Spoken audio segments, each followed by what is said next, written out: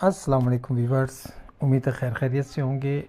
Viewers, क्या आप जानते हैं कि अक्सर दुकानदार एक ऐसी गलती करते हैं जिसकी वजह से इनकी सेल रुक जाती है। आज हम सबसे बड़ी गलती की बात करेंगे। नंबर 1, सबसे बड़ी गलती ये है कि दुकानदार गाहक को इम्पोर्टेंस नहीं देता। मोबाइल में लगे रहना या देर से तवज्जो देना गाहक को नाराज़ कर देना। व्यूवर्स, कुछ शॉपकीपर सिर्फ चीज़ बेचने की कोशिश करते हैं, गाहक की ज़रूरत नहीं समझते। ये तरीका सेल को कम करता है। सख्त बेजार अंदाज गाहक को दूर कर देता है। अच्छा रवैया ना हो तो बेहतरीन प्रोडक्ट भी नहीं बिकती। ख्वाह हम दुनिया के ब्रांडेड चीज़ भी लेके बैठे हों और हमारा रवैया अच्छा नहीं होगा तो वो चीज़ बहुत मुश्किल है बेचना।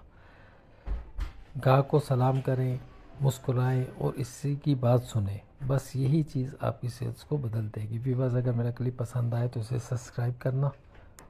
अल्लाह हाफिज़। दोस्तों, अगर वीडियो पसंद आए तो लाइक जरूर करें, चैनल को सब्सक्राइब करें और अपनी कीमती राय कमेंट्स में शेयर करें।